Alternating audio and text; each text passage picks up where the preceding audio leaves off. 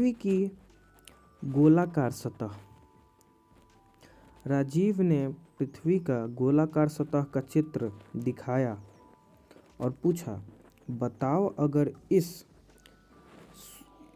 पर सूर्य की किरणें पड़ेगी तो किरणें कहाँ सीधी होंगी और कहाँ तिरछी होंगी।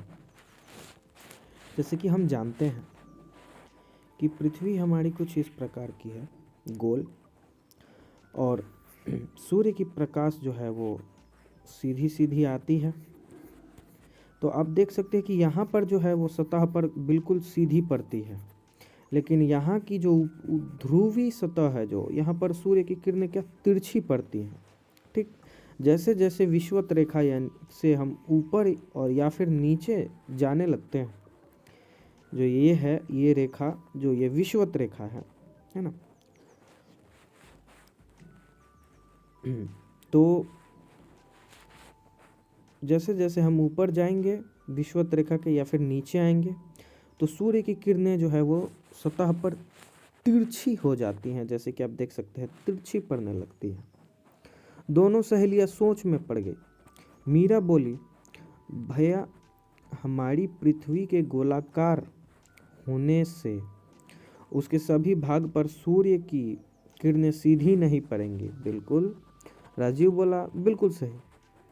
यदि हम पृथ्वी को उत्तर और दक्षिण दो बराबर हिस्सों में बांटे तो बीच के हिस्से में सूर्य की किरणें लगभग हमेशा सीधी पड़ेंगी। यहाँ पर ये जो, अगर यहाँ से पृथ्वी को दो हिस्सों में बांटने की बात की जाए तो ये जो हिस्सा होगा, यहाँ पर सूर्य क्या, हमेशा सूर्य की किरणें सीधी ही पड़ेंगी बीच वाले हिस्से पर। ठीक, आगे देखते हैं, सीधी पड़ेंगे। यहाँ सालों भर गर्मी पड़ती है, यानी कि जो देश विषुवत रेखा पर होती है वहाँ पर सालों भर गर्मी पड़ती है। जैसे कि आप अफ्रीका के हिस्से में कुछ देख सकते हैं जहाँ से विषुवत रेखा होकर गुजरती है, हमारे देश से कर्क रेखा होकर गुजरती है, इसीलिए हमारे यहाँ सालों भर ठंडी नहीं पड़ती है। ठीक, हमारी जो देश है भारत, वो इस रेखे पर है, जबकि अफ्रीका का आधा हिस्सा जो है वो इस रेखा पर पड़ता है, जिस वजह से वहाँ पर थोड़ी गर्मी ज़्यादा पड़ती है। तो विषुवत रेखा पर, यानी कि वो रेखा जो पृथ्वी को दो बराबर भागों में विभाजित करती हो, बांटती हो, है ना। यदि हम पृथ्वी को उत्तर और दक्षिण दो बराबर हिस्सों में बांटे तो बीच में जो हिस्सा होगा वहाँ पर सूर्य की किरणें लगातार सालों भर सीधी पड़ेंगी। यहाँ साल भर गर्मी पड़ती है, इसीलिए इस क्षेत्र को उष्णकटिबंध की पेटी कहा जाता है। कौन से क्षेत्र को? ये वाला क्षेत्र जो है पृथ्वी का, इस क्षेत्र को कहते हैं उष्णकटिबंध। जैसे कि आप देख सकते हैं, ये पृथ्वी की विषुवत रेखा है और इस हिस्से पर सूर्य की किरणें हमेशा सीधी पड़ती हैं। तो विषुवत रेखा के दोनों तरफ बराबर बराबर इस हिस्से में, है ना, यानी कि विषुवत रेखा और कर्क रेखा और मकर रेखा, कर्क रेखा और मकर रेखा के बीच में जो हिस्सा है वहाँ पर सालों भर गर्मी पड़ती है, इसीलिए, यानी कि विषुवत रेखा के पास, है ना, इसीलिए इस क्षेत्र को, यानी कि ये वाले क्षेत्र को क्या कहा जाता है? उष्ण कटिबंध। ठीक, उष्ण कटिबंध कहा जाता है, अर्थात उष्ण कटिबंध की पेटी यानी क्षेत्र मान लीजिए, कहते हैं। ठीक, जैसे जैसे हम इससे उत्तर या दक्षिण में बढ़ते हैं तो पृथ्वी का गोलाकार सतह के कारण सूर्य की किरणें तिरछी होती जाती हैं। तो जैसे जैसे हम इस विषुवत रेखा के उत्तर दिशा या फिर दक्षिण दिशा में आएंगे, है ना, ऊपर उत्तर दिशा और नीचे दक्षिण दिशा, ठीक, जब हम यहाँ से आएंगे तो देखेंगे कि सूर्य की किरणें जो है वो धीरे धीरे हमें तिरछी प्रतीत होने लगेगी। क्यों? क्योंकि पृथ्वी का सतह क्या है? गोल है। समझ में आया? ठीक। तो पृथ्वी के गोल होने के कारण सूर्य की किरणें तिरछी होने लगती है और बड़े हिस्से में फैल जाती है। जैसे कि आप यहाँ पर एक टॉर्च से भरा हुआ लाइट देख सकते हैं।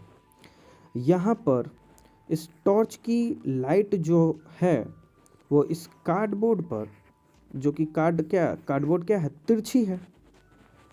तो कार्डबोर्ड तिरछी है यानी कि सतह तिरछा है सूर्य की किरण से। इस वजह से वो बहुत बड़ा हिस्सा जो है, हिस्से पर प्रकाश डाल रही है।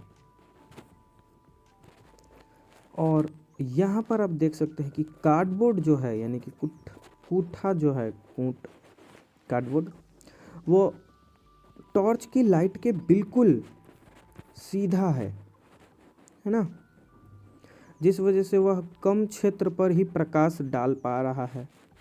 और यहाँ पर जो है कार्डबोर्ड तिरछा है तो वो ज़्यादा से ज़्यादा प्रकाश, उसकी मतलब प्रकाश जो है वो ज़्यादा से ज़्यादा क्षेत्र को कवर कर रही है, यानी उसकी प्रकाश जो है ज़्यादा क्षेत्र पर फैल रही है। ठीक, यहाँ पर आप देखोगे कि प्रकाश यहाँ पर सीधी सतह पर कम क्षेत्र में फैल रही है। ठीक, इस वजह से यहाँ पर इस क्षेत्र में गर्मी ज़्यादा पड़ेगी, जबकि इस वाले क्षेत्र में, इस क्षेत्र में जहाँ पर प्रकाश जो है तिरछी पड़ती है वहाँ पर कम गर्मी पड़ेगी। ठीक, सो तिरछी जब सतह पर जब प्रकाश की किरणें तिरछी पड़ती हैं तो वो बड़े हिस्से में फैल जाती हैं, जिसके कारण उष्णकटिबंधीय क्षेत्र की अपेक्षा यहाँ पर कम गर्मी देखने को मिलती है। जैसे कि हम जानते हैं कि पृथ्वी के इस क्षेत्र में जो है बहुत ज़्यादा गर्मी पड़ती है, सालों भर गर्मी पड़ती है ना। इस वजह से इस क्षेत्र को उष्णकटिबंध कहा जाता है। और जैसे जैसे हम इसके नीचे या फिर ऊपर जाते हैं तो सूर्य की प्रकाश तिरछा पड़ने लगती है और बड़े सतह पर फैल जाती है, जिससे थोड़ी हमें कम गर्मी देखने को मिलती है। इसीलिए इसको शीतोष्ण कटिबंध कहते हैं। क्या कहते हैं? शीतोष्ण कटिबंध। ये विषुवत रेखा के दोनों तरफ, यानी कि ये वाला हिस्सा और ये वाला हिस्सा शीतोष्ण कटिबंध होता है। शीत यानी कि ठंडी को दिखाता है और यहाँ पर उष्ण जो है वो गर्मी को दिखाता है। तो ठंडी और गर्मी दोनों को मिलाकर यहाँ पर कह दिया गया शीतोष्ण, जबकि उष्ण सिर्फ गर्मी को दिखाता है। ठीक, उष्ण क्या? सिर्फ गर्मी को दिखाता है। और हम जानते हैं कि इस क्षेत्र में सिर्फ गर्मी ही पड़ती है, तो इसे सिर्फ उष्ण कटिबंध कहा गया। लेकिन इसके दोनों तरफ जो ये क्षेत्र हैं, ये वाली और ये वाली जो क्षेत्र है, ये दो क्षेत्र जो हैं, यहाँ पर ठंडी और गर्मी मिलाकर पड़ती है ना। तो इस वजह से इन दोनों क्षेत्रों को शीत यानी कि ठंडी और गर्मी दोनों को मिलाकर, यानी कि शीत और उष्ण को मिलाकर शीतोष्ण कहा जाता है, शीतोष्ण कटिबंध। जैसे कि ये है उष्ण कटिबंध का क्षेत्र, और इसके उत्तर और दक्षिण दोनों दिशाओं में आप देख सकते हैं ये जो क्षेत्र है, ये क्षेत्र और ये वाला क्षेत्र, ये दोनों क्षेत्र, ये क्षेत्र और ये, यहाँ पर गर्मी और ठंडी दोनों मिलाकर पड़ती है। ज़्यादा गर्मी नहीं पड़ती है ना, और ज़्यादा ठंडी भी नहीं पड़ती, और दोनों मौसम जो है यहाँ पर बराबर पड़ते रहते हैं। ठंडी के बाद गर्मी, गर्मी के बाद ठंडी, है ना, ऐसे। तो इसीलिए इस उष्ण और शीत, यहाँ पर दोनों मौसम है, तो इसीलिए इसको कहते हैं शीतोष्ण, शीतोष्ण। इन दोनों क्षेत्रों को क्या कहते हैं? शीतोष्ण कटिबंध, है ना, शीतोष्ण कटिबंध। अब क्योंकि ये विषुवत रेखा के ये वाला उत्तर दिशा में है तो इसको कहते हैं उत्तरी शीतोष्ण कटिबंध, और ये विषुवत रेखा के दक्षिण हिस्से में है ना, तो इसको कहते हैं दक्षिणी शीतोष्ण। ठीक, उत्तरी गोलार्ध में जो शीतोष्ण कटिबंध है उसको उत्तरी शीतोष्ण कहते हैं, ठीक। और जो दक्षिणी गोलार्ध में शीतोष्ण कटिबंध क्षेत्र है उसको दक्षिणी शीतोष्ण कटिबंध कहते हैं, ठीक। ध्रुव के निकट यानी कि ये जो ऊपरी क्षेत्र होता है, इन दोनों क्षेत्रों को ध्रुव कहते हैं, है ना।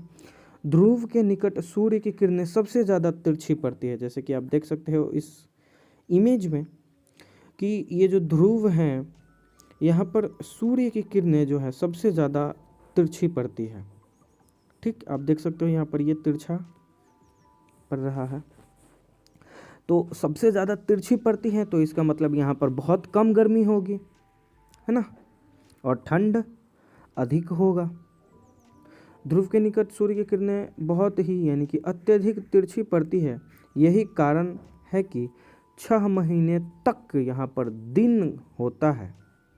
6 महीने तक दिन होने के कारण भी यहाँ पर गर्मी जो है बहुत कम होती है और धरातल जो है बहुत ठंडा होता है, यानी कि वातावरण मौसम गर्म नहीं कर पाती है ना, क्योंकि सूर्य की किरणें तिरछी पड़ती है तो ये सूर्य की किरणें गर्म नहीं कर पाती है मौसम को, है ना, गर्मी नहीं कर पाती। और इसीलिए यहाँ पर वर्ष भर यानी कि सालों भर बर्फ जमी रहती है।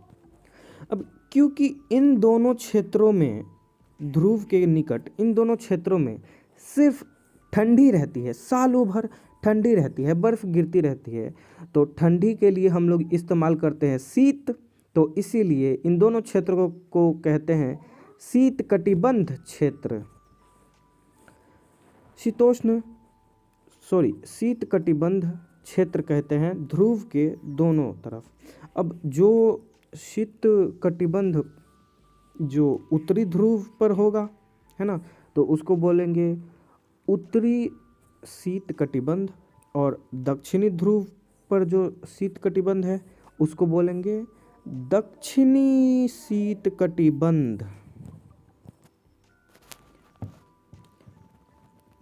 शीला बोल पड़ी, भैया पृथ्वी के झुकाव और इसके अक्ष और वार्षिक गति यानी परिभ्रमण के कारण से ही तो मौसम बदलते रहते हैं। राजीव ने कहा, हाँ, यह सब इन्हीं कारणों से होता है। अब सभी लोग जन्मदिन की मिठाई खाने जाने लगे।